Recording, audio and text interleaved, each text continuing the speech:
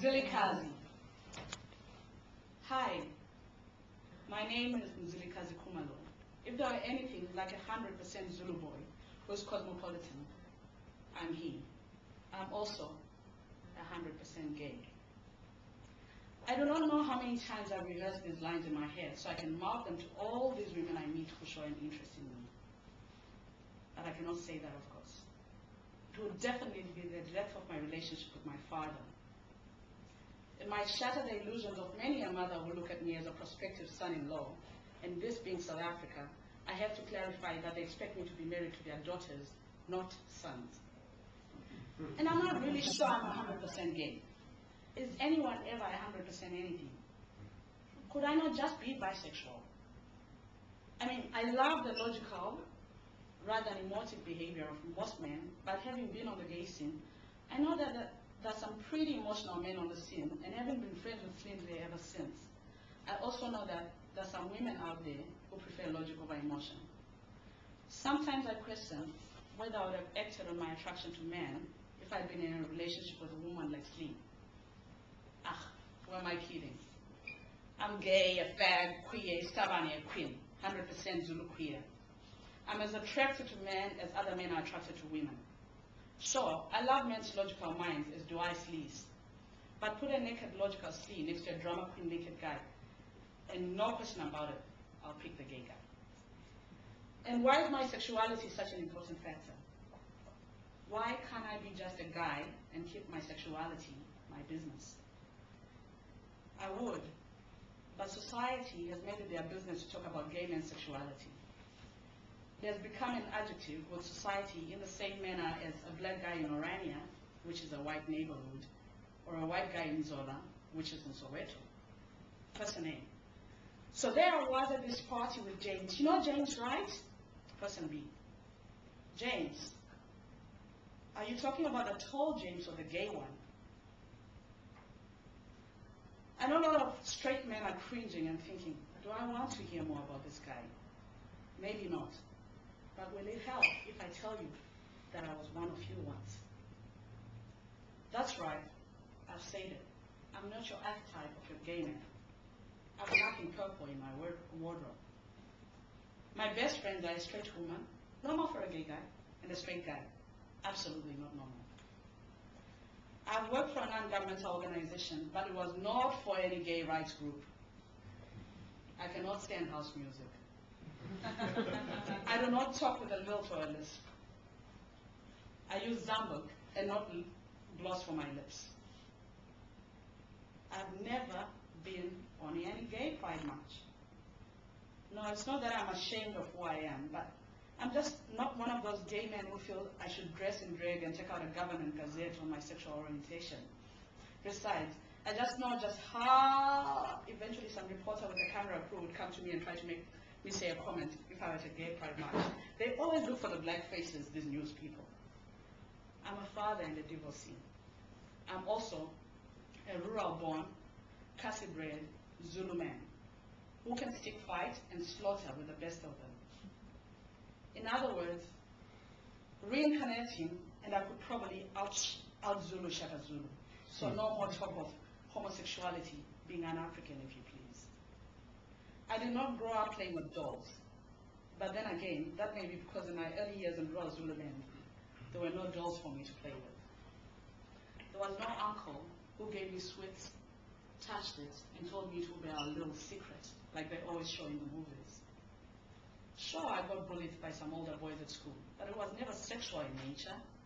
And if that were the sole criterion, the whole of South Africa would be gay because there's some serious devils in the body of school children in every school nationwide.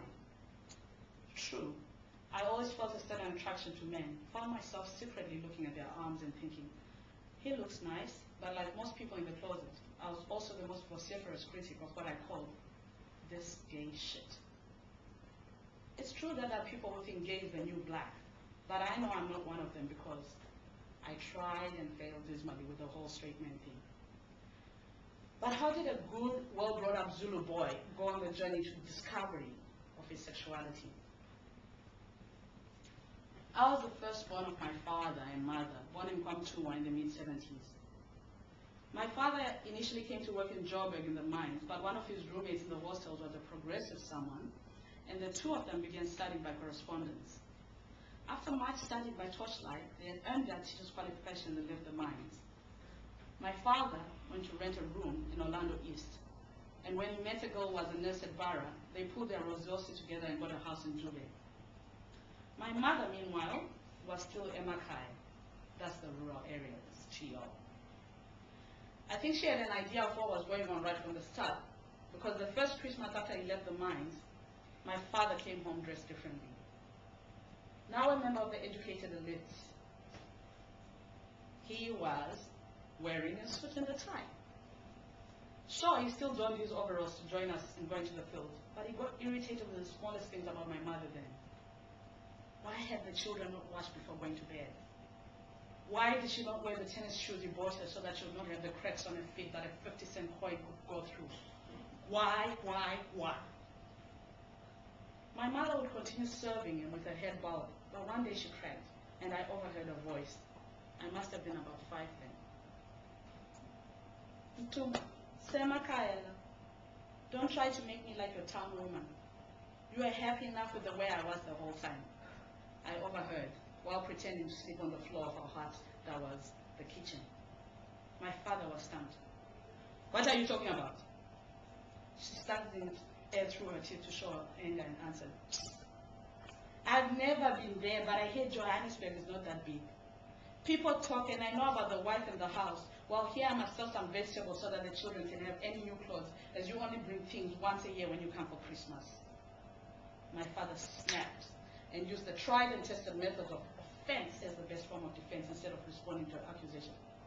Hey, so you're questioning me now, and you want to be the man of this house? Hey?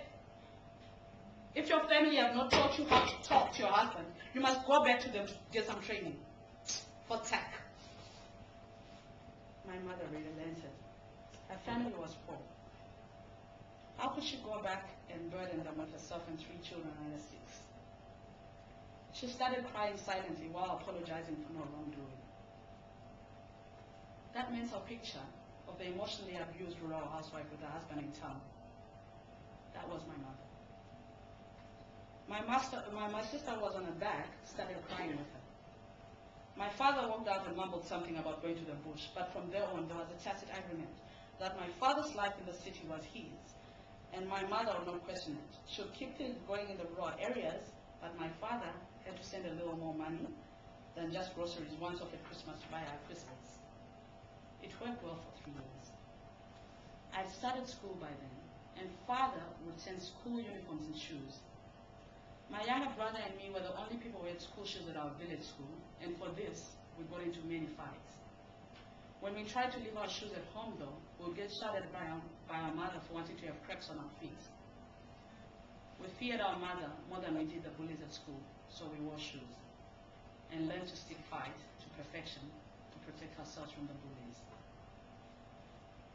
From the time I started school, my typical day consisted of waking up when it was still dark to go to the field. Mother and me would work in the field for a while and return home when it was getting lighter on the horizon.